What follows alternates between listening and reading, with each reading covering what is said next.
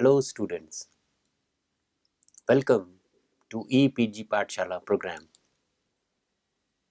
I am Dr. Shoaib Lukman from the Council of Scientific and Industrial Research, Central Institute of Medicinal and Aromatic Plants, Lucknow.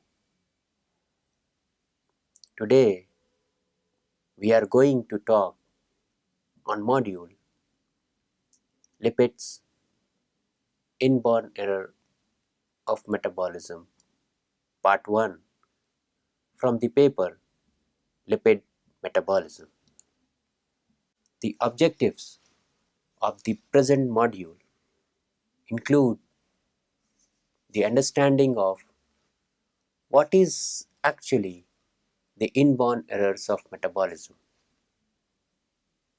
what are the plausible causes of the inborn errors of metabolism, and how the error can be identified and corrected. If we go back to the history of the inborn errors of metabolism, after the rediscovery of Mendel's experiment in 1900, Sir Archibald Garrett in 1908 was the first to propose about the fact that certain diseases were actually occur due to the inborn error of metabolism. He delivered lectures at the Royal College of Physicians about the 4 important and major metabolic errors. And those 4 metabolic errors are alkaptonuria, albinism, cystinuria, and pentosuria. Sir Garrett investigated the cause of the diseases and established the fact that they occur due to some defects in the biochemical reactions of the essential physiological pathways. The name inborn error signifies that the symptoms of the disorders or the defect can be detected in child after birth. Sir Garrett also pointed out that there are certain features in common in all these disorders, like it occurred with a very high frequency among the offspring of consanguineous marriages. The symptoms appeared mostly to early days or weeks of neonatal life, with the familiar occurrence in substantial number of cases with overall benign conditions. The original 4 metabolic disorders have now been amplified to many disorders. Thus, the dysregulation of the developmental and homeostatic metabolic network, commonly known as inborn errors of metabolism, comprises an important increasing group of genetic disorders. Therefore, it may be defined as an enzymopathy and genotropic disease which is genetically based biochemical problem where an enzyme defect obstructs a defined metabolic pathway accumulating the substrate, causing disastrous pathologic effect at the time of birth. Examples include the phenylketonuria, or it also happens afterwards in life. For example, diabetes mellitus. The four main consequences of the inborn errors of the metabolism are depicted in the following figure. If we look at the concept map, we can see here that the inborn errors of metabolism happens in a metabolic pathway by deficiency of any of the enzyme catalyzing the sequential reactions. For example, here, if a substrate is converting into a product A, which is an intermediate product, and then to a second intermediate product B, and finally to the C product. It involves 3 steps A, B, C, as well as 3 enzymes, enzyme A, enzyme B, and enzyme C, and which are responsible for conversion of a substrate to a final product in a sequential reaction. These enzymes results from the 3 genes also A, B, and C. If any of these enzyme or any gene is missing, it will lead to an accumulation of either the substrate or intermediate product, due to which a disorder happens. This is what exactly happens in case of inborn errors of metabolism.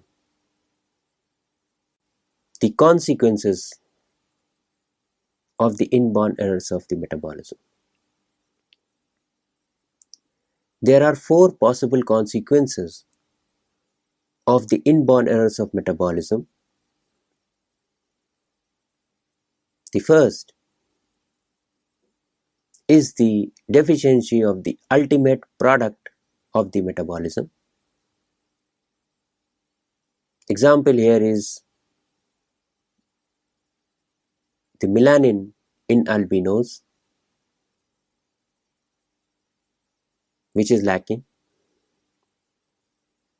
The second consequence is the accumulation of an intermediate metabolite. Example here is the accumulation of homogenetic acid in alkaptonuria. The third possible consequence is failure of the transport of the abnormal synthesized product. An example here is alpha-1 antitrypsin deficiency. And the fourth possible consequence is the synthesis of an abnormal and less effective end product. Example here is hemoglobin S in the sickle cell anemia. An assortment of symptoms include vomiting,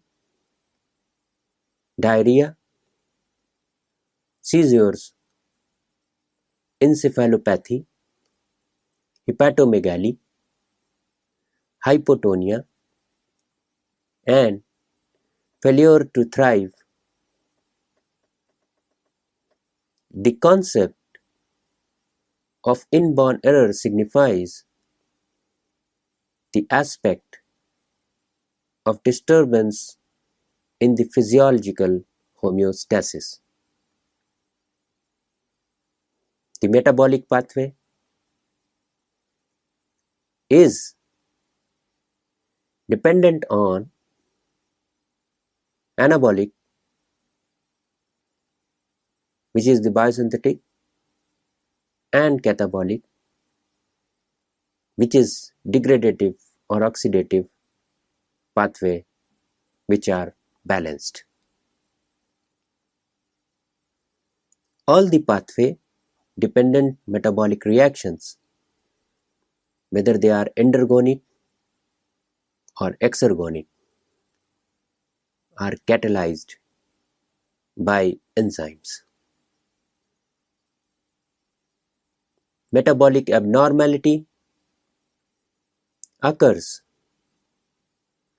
when there is a defect or absence of one particular enzyme of the pathway as shown in the figure. These metabolic abnormalities are inherited and leads to the most neonatal deaths.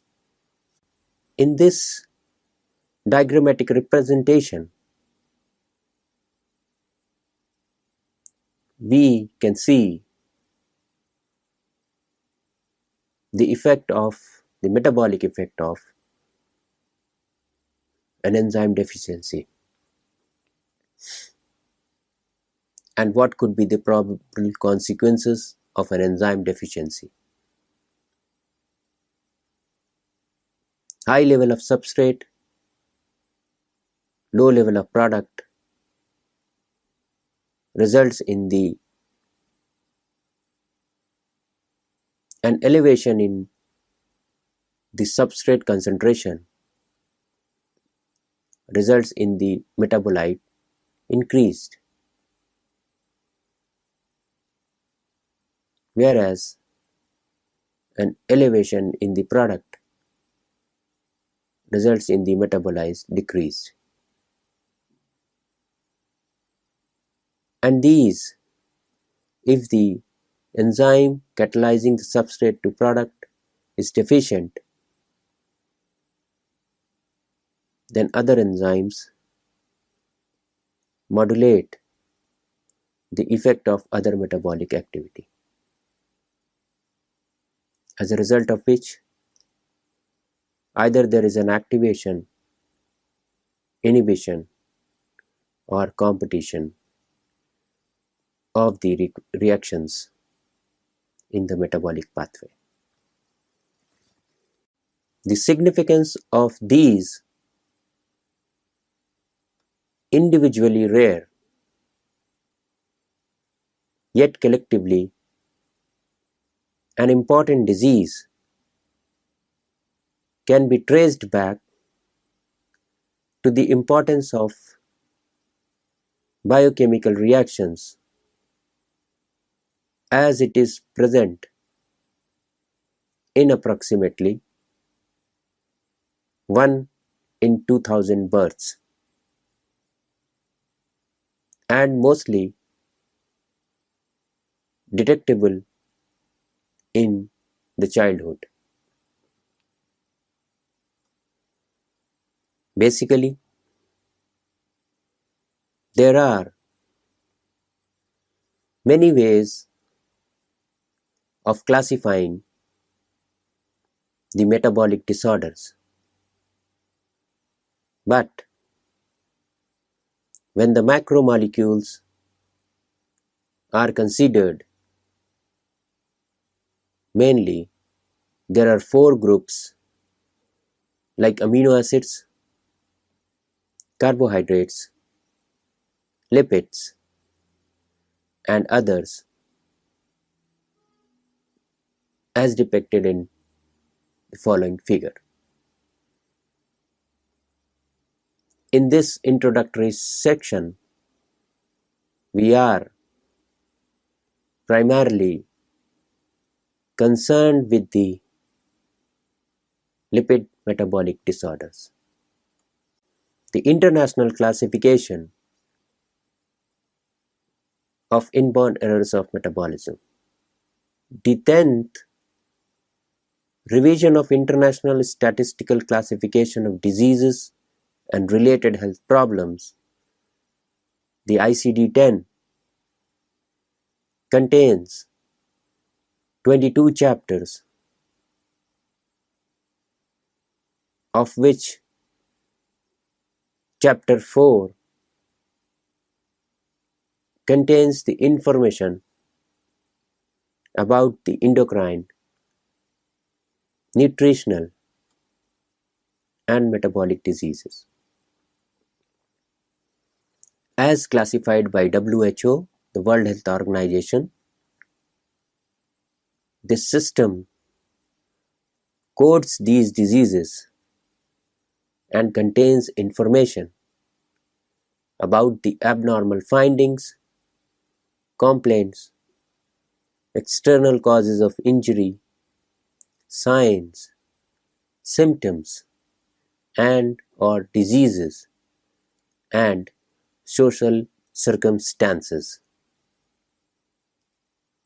The fourth chapter contains about 90 subchapters, of which E70 to 90 contains information about the metabolic disorders in the following figures. The codes specifically concerned about the lipid disorders have been depicted. The major codes of ICD-10 involving lipid-based metabolic disorders.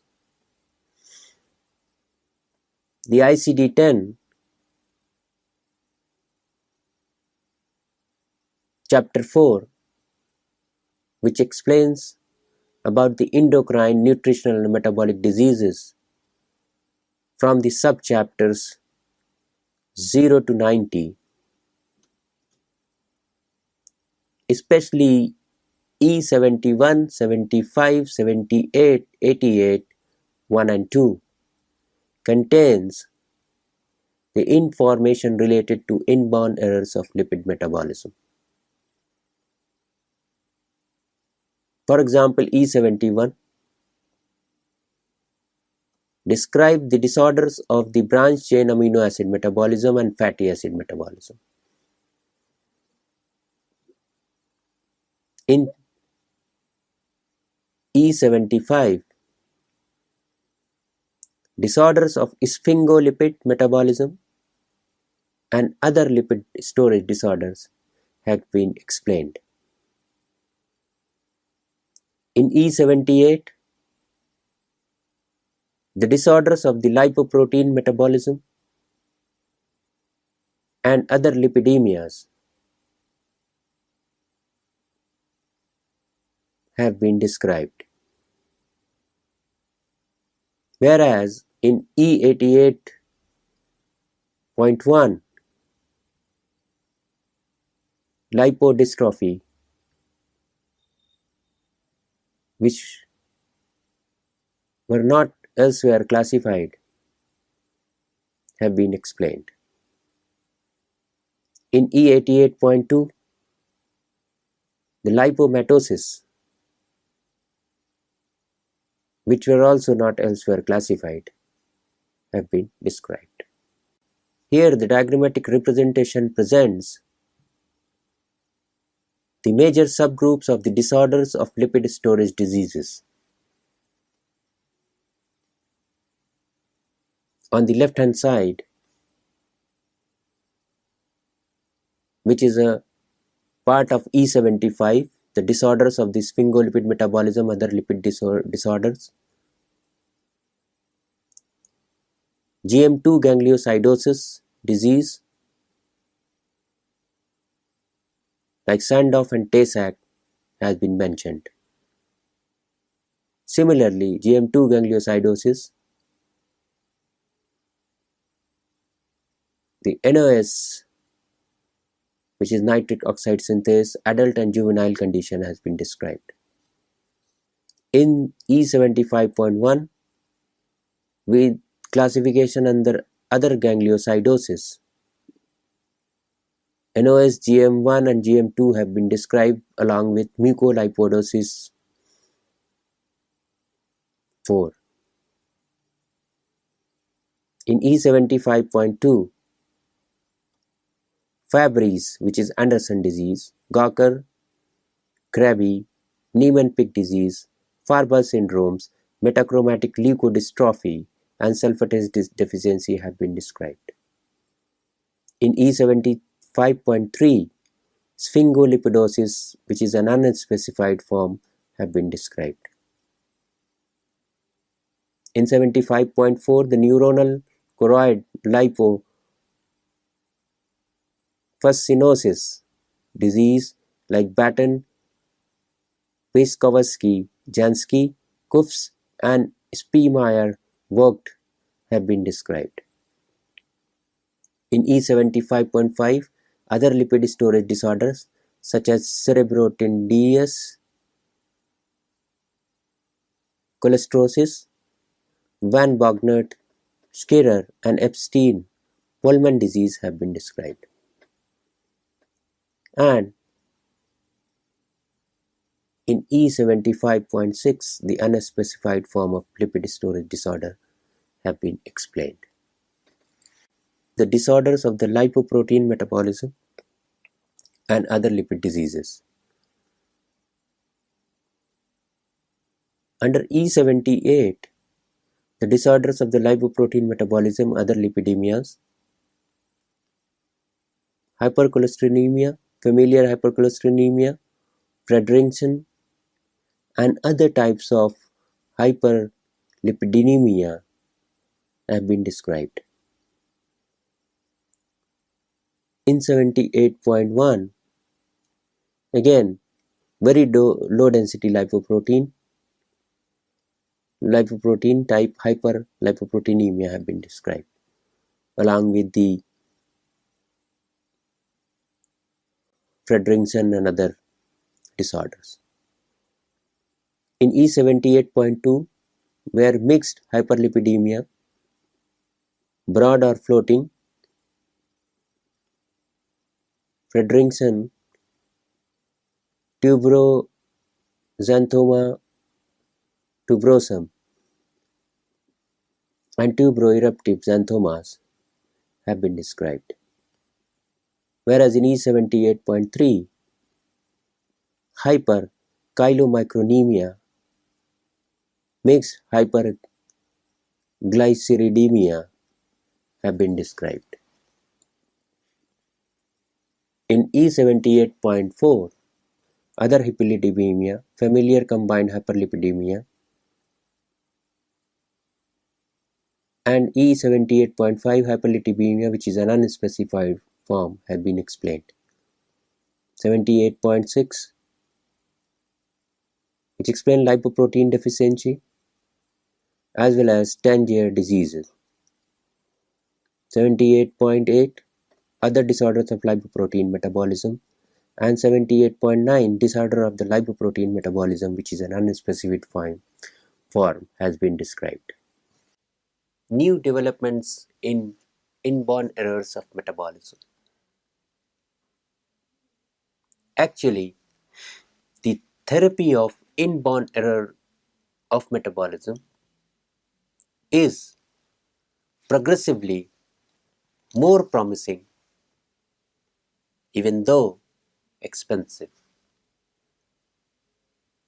The enzyme replacement therapy emerges to be the safe and effectual for peripheral manifestations in patients with Fabry disease, Gawker disease type 1 and Gawker disease type 3,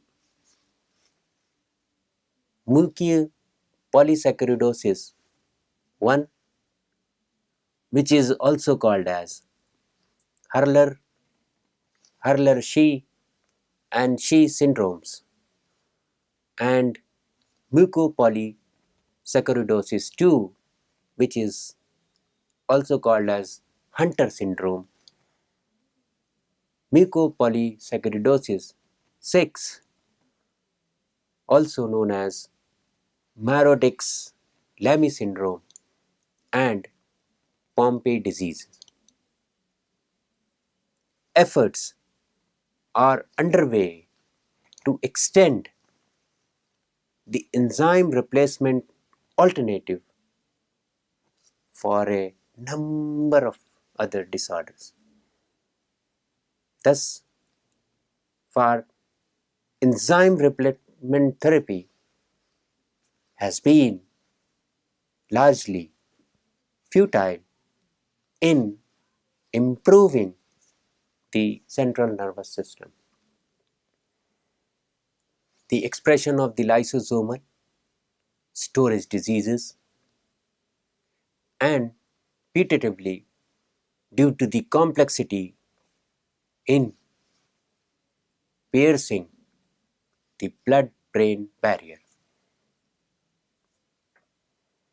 This has vanguarded to lively clinical trials assessing the safety and efficacy of the intrathecal enzyme release in numerous lysosomal storage diseases.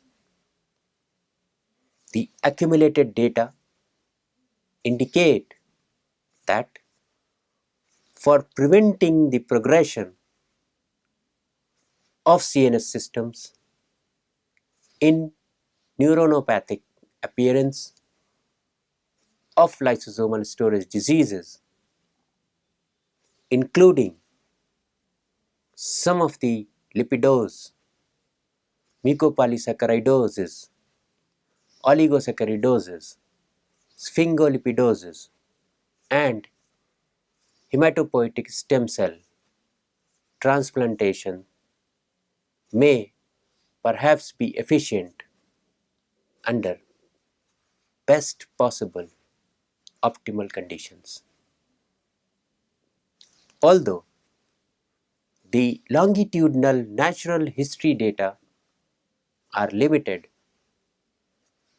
published guidelines are available to assist with the decisions related to the pursuit of transplantation and whether to use the bone marrow or the umbilical cord blood derived cells. In general, the transplantation yields the best results when performed untimely in the path of the ailment, that is, in an asymptomatic affected sibling of a child with a lysosomal storage disorder in centers with experience in performing the transplantations to treat the inherited metabolic disorders, and in patients healthy enough to tolerate the conditioning and transplantation regimen. The manifestation of the inborn errors of the metabolism. Although single gene defects typically result in substrate accumulation, the precise causal pathophysiological mechanism that lead to clinical symptoms are not wholly lucid. The allocation of the accruing material connects with the organs that are affected. Cells of the mononuclear phagocyte systems are principally prosperous in lysosomes, and accordingly are recurrently exaggerated by the lysosomal storage diseases. Glia and neurons are most commonly affected, liable because of the relative paucity of cell turnover in the central nervous system. Yet, non-neuronopathic forms of lysosomal storage disorders or the diseases exist. The lysosomal storage diseases may possibly result in a rigorous neurodegenerative phenotypes. The milder, typically later onset or adult onset, phenotypes have been recognized and are generally associated to the degree of enduring enzyme activity. The pathophysiology of inborn errors of metabolism. In general, the accumulation of non-degraded substrate is thought to associate to the cellular dysfunction and death that complements the lysosomal storage diseases. The precise mechanisms underlying this deterioration are incompletely defined. The pattern of neuronal degeneration in subtypes of lysosomal storage diseases may be surprisingly cell type specific. In some cases, substrate accumulation is also associated with sequestration of important component molecules, leading to a relative deficiency state. The lysosome dole out as a vital element of the endosomal lysosomal system. This system is essential for the safeguarding of the typical cellular metabolism, operational in conjunction with the chaperone-mediated autophagy and ubiquitin proteasomal systems. The anomalous function of this system may perhaps lead to ectopic dendritic sprouting, which is a characteristic quite imitable to lysosomal storage disease. And also, it impaired the recycling of glutamatergic AMPA receptors. Neuroaxonal spheroid formation is a feature of the ganglioside storage diseases, Niemann-Pick type A and C, and emanocytosis, implicating a shared pathology that leads to the production of these compact accumulation of mitochondria and tubulovascular bodies. Now, how to test the inborn errors of metabolism. The constellation of the dysmorphic features like Coer's faces, macroglossia, bony abnormalities include dysostosis multiplex, cardiac involvement like arrhythmia or cardiomegaly, in liver like hepatosplenomegaly, ophthalmologic signs such as corneal clouding or macular cherry red spot, and neurological features might guide to the irrefutable distrust of a lysosomal storage disease. Symptoms are typically gradually progressive rather than episodic, as occurs with other neurometabolic disorders. The neurological symptoms can include ataxia, developmental delay, epilepsy, complex partial or myoclonic, hypotonia, intellectual disability, peripheral neuropathy, and or spasticity. The screening can be executed via the skeletal radiography to look for the facts of abdominal ultrasonography to identify hepatosplenomegaly, dysostosis multiplex, which is observed in numerous lysosomal diseases, and echocardiography to assess for the cardiac association. Hearing screening results might be irregular in some cases. However, the ophthalmologic consultation could be useful in recognizing the corneal clouding or cherry red spot. A peripheral blood smear can reveal white blood cell vacuoles, which is an autophagic vacuoles, fingerprint lipid, whorls, granular, zebra bodies that possibly will provide imperative diagnostic clues.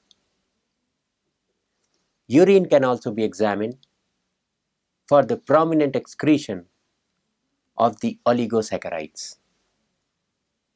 That is for understanding and looking for the cases related to oligosaccharidosis. And glycosaminoglycans, which happens in mucopolysaccharidosis cases. Blood chitotriosidase, an enzyme which is a marker for the macrophage activation, may have been elevated in case of inborn errors of metabolism. The state-of-the-art testing is the most proficiently executed by enzymatic activity measurement in a reference laboratory. Characteristically, in peripheral white blood cells, even if skin fibroblasts may also be used.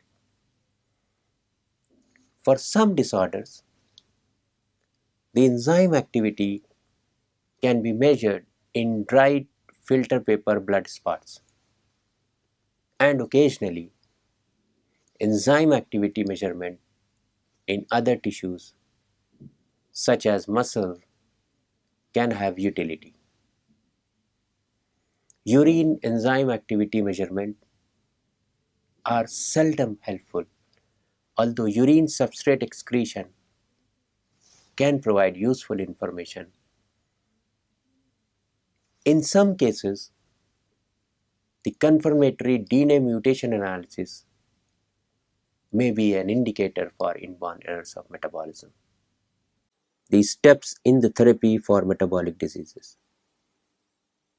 There are few steps in metabolic therapy for the inborn errors of metabolism, and that steps include the reduction of the precursor substrate load, provide caloric support, providing fluid support, removing the metabolites via dialysis, diverting the metabolites, and supplementing it with the cofactors. Although the inborn errors of metabolic disorders arises from mostly one enzyme deficiency, yet overall, as all the signaling pathways are interlinked, therefore it behaves as a complex trait. However, other aspects should also be considered, like deficiency of cofactor required for enzymatic activity, or hyperactivity of an enzyme, or problem in transport process leading to an excessive accumulation of the metabolite.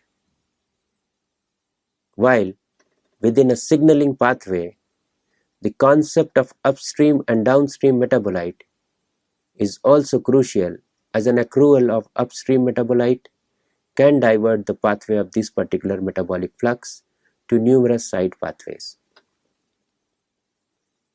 The inborn error metabolism team at the Cochrane Cystic Fibrosis and Genetic Disorders Group declared the 28th February as a Rare Disease Day. This diagrammatic representation explains the different types of the inborn errors of metabolism, like lipid storage diseases or the lipodosis, the fatty acid oxidation disorders, the defects in this cholesterol metabolism, the paroxysmal lipid-based diseases and disorders, and other lipid disorders arises due to the inborn errors of lipid metabolism. So students, today in this lecture, we have discussed about the inborn errors of metabolism, what actually it has, how it is happening, what are the plausible causes, how many types of inborn errors of metabolism have been reported, the manifestation caused by the inborn errors of metabolism, its pathophysiology, and the testing methods that have been employed to know the symptoms of the inborn errors of metabolism. Thank you.